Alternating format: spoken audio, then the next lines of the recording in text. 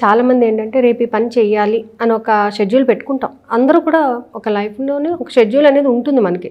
రేపు మార్నింగ్ ఇక్కడికి వెళ్ళాలి, ఈ పని చెయ్యాలి అని.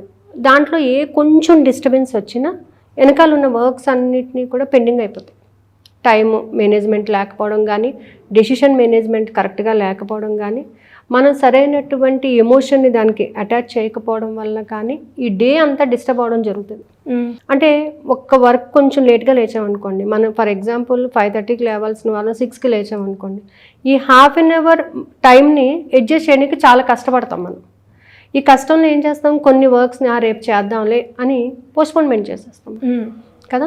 అందులో అలా చేయడం వల్ల ఏమవుతుందంటే మనలో ఉన్నటువంటి కొన్ని నెగిటివ్ ఎమోషన్స్ బయటకు వచ్చేస్తుంటాయి.